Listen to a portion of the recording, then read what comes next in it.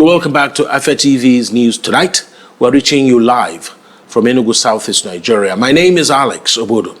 Free to be Me, a 5-year campaign aimed at promoting inclusion and protecting the rights of marginalized and key populations, implemented by the Hivos International Access to Good Health Initiative and other partners and allies, has officially come to an end in Abuja. Afia TV's health journalist, Doris Mayim-Shishe, gives us the details. It was a gathering of partners, allies, and advocates, all united to mark the closeout of the Free to Be Me project on July 26 in Abuja. The event marked the end of a 5-year campaign implemented by Access to Good Health Initiative, Hivos International, alongside other implementing partners to promote inclusion and protect the rights of marginalized populations. In now reflecting on the journey, the Executive Director, Access to Good Health Initiative, Chief Michael Amalumilo, highlighted the impact of the project. One of the major impacts this has made in the life of the key and vulnerable populations in Nigeria is that we're able to harness and build allies that are advocating for human rights and the protection of key and marginalized populations in Nigeria, for them to realize their full potentials and be who they are. One of the other major things we are doing around engaging the media, engaging traditional and religious institutions was also very instrumental towards public acceptance and then promotion of equality and then an equity where we have a society that is fair for everybody to express themselves freely unhindered. So for sustainability, and also we are hoping that we'll continue to engage the media and then other allies for people to continue to be who they are, regardless of whatever situation we all find ourselves in, because we want to continue to see that people are free to live their life and then express themselves however they want. In the same vein, the Program Officer West Africa for the Free to Be Me project at Hivos also commented on the level of impact attained in the last 5 years. 5 years is not yet Uhuru, obviously, but for us, some of the small acceptance that we're beginning to see, we have allies that are working with us to support the community that we work with. We have a stronger, more cohesive movement of the community. There have been bills and laws that have been introduced, and then through the work that we have done, some of those laws did not see the light of day. We've also seen some parts of, the major law that prohibits the existence of queer people. Parts of that law has also been, expunged or, changed somewhat. So we've seen some small successes. For us, mostly, it's a stronger movement that we have been able to build, a more cohesive, more visible movement in the past 5 years. And also speaking to Afia TV correspondent is the program lead Enugu State Agency for the Control of AIDS, Mbo Martins, who emphasized the relationship between human rights and HIV response. It's very important for us to actually promote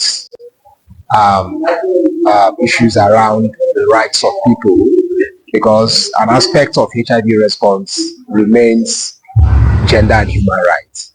And in that area of gender and human rights, people need to be free to express themselves. If you don't grant people opportunities, to express themselves and do their own tithing their own way, it may also lead to HIV prevalence. And we are trying to do everything possible to cut down HIV prevalence in the state. So because of that, there is need for total inclusion of both the minority groups, the key population, and all other persons that are key stakeholders in HIV response. And on our part, the EU delegation to Nigeria and ECOWAS and Nechco Torres pointed out the need for holistic support on human rights-related issues. For the EU human rights scheme, when you look at our founding partners and the British human rights there, we are strong on it and we promote it all over the world. Of course, I also ban schemes from Nigeria, from the Nigerian government. However, there are some marginalized key populations extremely support also some cases from the Nigerian government. And then EU as well, we have projects support for concrete cases, for strategic education, for economic empowerment of the communities. Free to be project is not really funded by the EU, it's funded by one of our member states, the Netherlands. I'm sure my colleague from the Dutch embassy will be here. But the priority, the idea, it's our member state and us, and I think also Nigeria. So that's why we're here, that's why I'm here personally. However, the event also witnessed the premiere of Colorful Prince, an advocacy film produced under the project. And speaking to Afia TV correspondent was the lead actor King Bassi, who was in attendance and shared what inspired his role and the general message of the film. Well, I would say that Ikem is the most difficult role I have ever played in my career as an actor, because I had to completely come out of myself and become the character. And the character is very far from my personal experiences. So it was very challenging for me to dig deep and tap into a side that I had never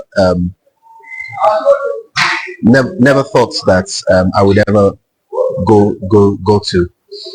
So like I said, it was quite a challenge, but I thoroughly enjoyed it. I enjoyed bringing that character to life, being Ikem, and I hope that you guys out there will enjoy the movie when you see it.